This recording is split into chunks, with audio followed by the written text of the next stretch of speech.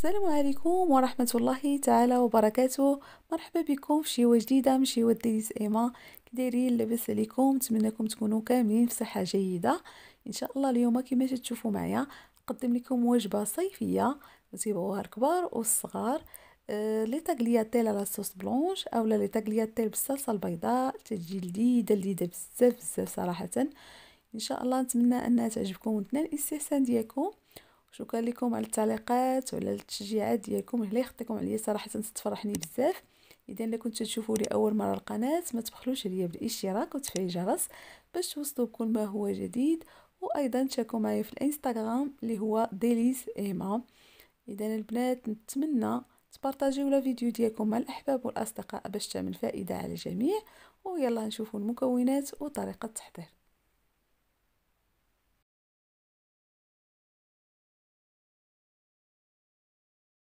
اذا بسم الله على بركه الله. بالنسبه للمكونات البنات غادي نحتاج ل 500 غرام ديال لي طاغلياتيل كما تشوفوها معايا. ممكن تعوضوها بلي سباغيتي او اي نوع من المعكرونه او المقرونيه. نحتاج هنايا واحد جوج بصيلات صغار وجوج ديال الفصوص ديال الثومه. غادي نحتاج ايضا لي شامبينيون، هنا عندي فخي يعني طريين، ممكن تعوضوهم ديال العلبه او لا تستغناو عليهم الا ما كنتوش تبغيوهم. عندي ايضا صدر ديال الدجاج قطعته على هذا الشكل، عندي هنايا تقريبا 500 غرام. ممكن ديروا نتوما على حسب الكميه اللي بغيتو، على حسب الكميه ديال لي طاغلياتيل. وهنايا كاضافه هذه ممكن تستغناو عليها، هذه غادي نضيفها لاصوص بيشاميل ان شاء الله اللي غنديرها معكم. هي القشطه الطريه او لا كريم ليكيد وشويه الابزار شويه الزيت وشويه ديال الملح يعني الملح تيبقى حسب الذوق. صافي هنا غادي نطحن اولا غادي نشلض البصله، غنشلضها مزيان رقيقه باش ما تبانش ليا في لاصوص بلونش. يعني خصكم تطحنوها بحال الشكل اللي غادي تحكوها في الحكاكه. الا ما عندكمش هاد الطحانه الكهربائيه ممكن تحكوها في الحكاكه. صافي هنايا في واحد الطنجره صغيره اولا مقلاة غادي ندير واحد شويه الزبده تعطيها مذاق زوين. غنخلط معها شويه زيت نباتيه ونخليها تذوب ان شاء الله. وغادي نضيف البصل اللي كما شفتوا معايا اللي طحنته مزيان مزيان مزيان حتى طحنته رقيق.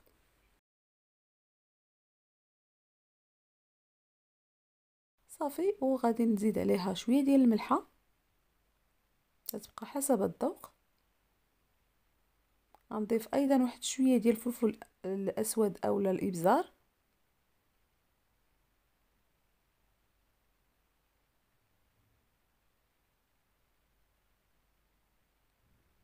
صافي وغادي نحرك وغادي نخليها تنزل ليا واحد شويه ان شاء الله.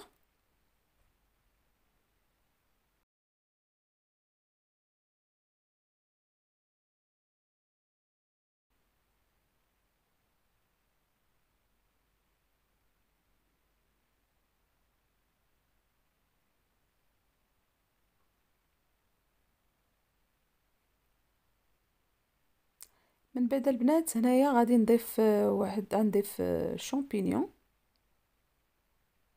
بالنسبه لا خديتو شامبينيون ديال العلب غادي تصفوه مزيان من الماء حتى تصفى مزيان مزيان عاد ضيفوه. صافي هنا البنات من بعد ما تشحر ليا الشامبينيون والبصله غادي نبدا نضيف الدجاج.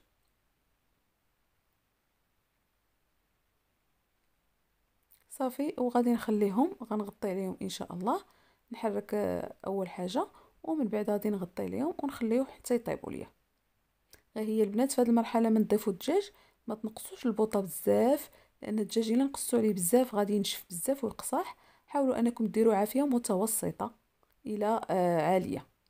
صافي هنا خديت واحد الكاسرونه درت فيها تقريبا معلقه كبيره ديال الزبده. غادي ندير معكم لاصوص بيشاميل. غنخلي الزبده حتى تذوب ليا.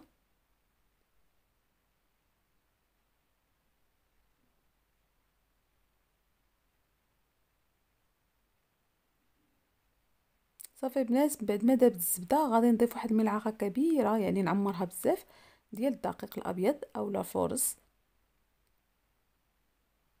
وغادي نحرك هكا بواحد الفوي ونخلي داك الطحين بحال شويه يطيب ليا مع ديك الزبده.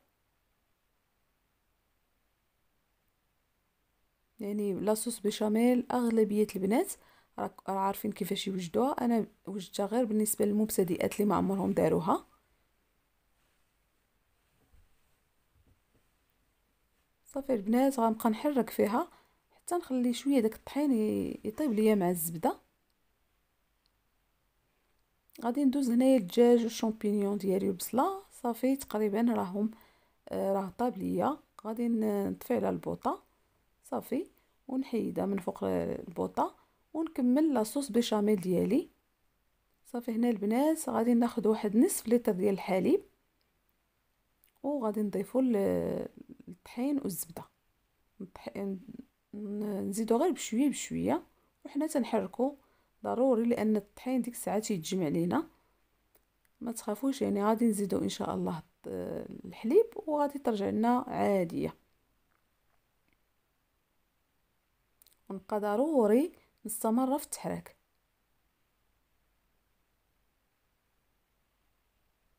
يعني حليب بارد يعني بدرجه حراره المطبخ. ونبقى نحرك جيدا ونخليها حتى تعقد ليا ان شاء الله ونوريكم القوام ديالها. غادي نضيف واحد شويه ديال الملحه.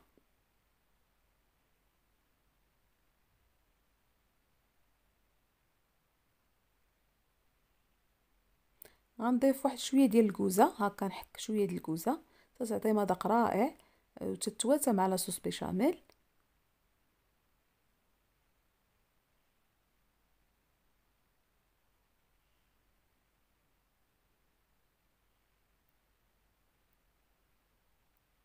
غادي نضيف ايضا شويه ديال الفلفل الاسود اولا الابزار وغادي نبقى نحرك نستمر في التحراك حتى تعقد معايا. صافي هنا البنات خديت واحد الطنجره درت فيها الماء حتى غلى ليا مزيان وضفت ليه شويه ديال الملح باش نسلق لي طاغلياتيل.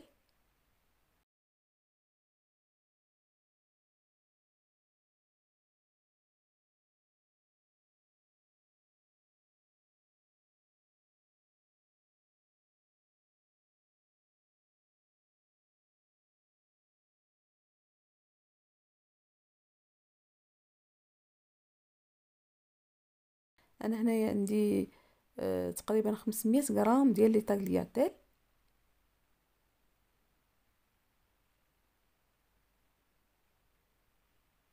غادي نخليهم حتى يتسلقوا ليا يعني على حسب شنو كتبين لكم. بالنسبه لي انا كتبين لي 7 دقائق يطيبوا ولكن خليت اكثر من 7 دقائق. لقيتهم واخا الدنتي جاوني الدنتي بزاف زدت لهم واحد 10 دقائق ديال السلق. وضروري البنات في هذه المرحله خصكم تزيدوا على البوطه. ما عمركم تسلقوا لي باط وهي البوطه ناقصه. دائما لي باط يتسلقوا ببوطه عاليه باش ما يشربوش لينا الماء ويجيو هكا ما مزيانينش. خصهم ضروري النار مجهده. هنا البنات من بعد ما خطرات ليا شويه لاصوص بيشاميل ديالي غادي نضيف ليها ديك الاضافه ديال لا كريم ليكيد. ممكن تستغناو على القشطه الطريه. انا هذه غير زدتها كاضافه تعطي واحد البنه لاصوص بيشاميل. اللي متوفره عند البنات ديرها واللي ما متوفراش ما ديرهاش عادي يعني نفس الشيء ما تيكونش شي فرق كبير.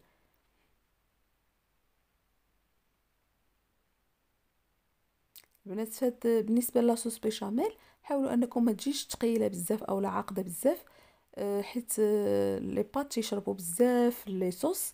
حاولوا انكم تجيبوا على هذا الشكل كما وريتكم هكا جاريه يعني ماشي بحال تقريبا الشكل ديال لي كريب يعني عجين ديال لي كريب.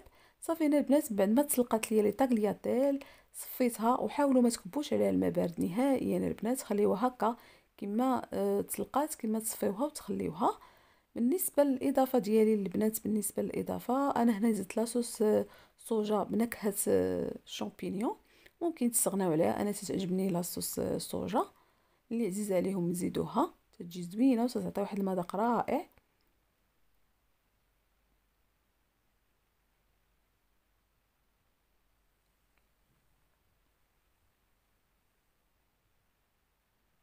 صافي هنا البنات غادي نزيد لاصوص بيشاميل ديالي ولا كريم فريش على الدجاج والشامبينيون.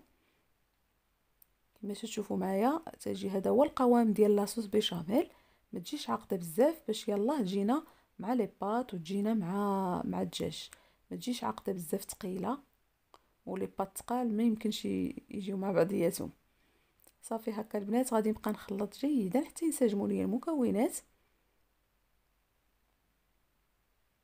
وغنضيف دابا لي طاغلياتيل ديالي على هذا الشكل، ونخلط كل شيء جيدا.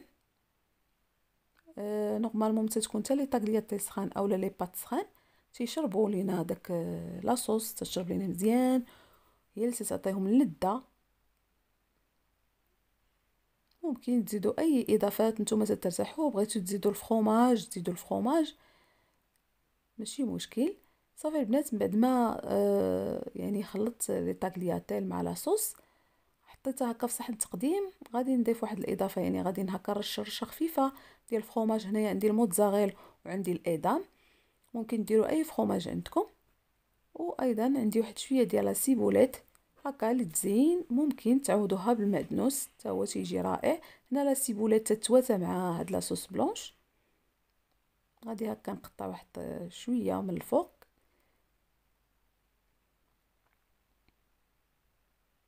بالنسبه لبنات هاد الوصفات تجي لذيذه وصراحه صيفيه وتيبغيوها الوليدات، تتعجبهم بزاف. غندير واحد شويه رشه ديال الفرماج من الفوق،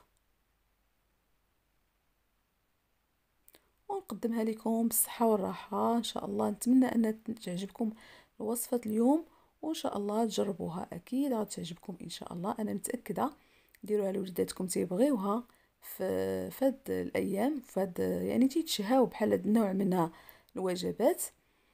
نتمنى بحال ديما تعجبكم لا فيديو ديال اليوم وتستافدوا منها، وما تنساوش تخليو لي لايكاتكم تشجعني بزاف، وتعليقاتكم اللي تفرحني، وتشاركوا الوصفه مع الاحباب والاصدقاء باش تعمل فائده على الجميع. احبكم في الله، بسلام عليكم.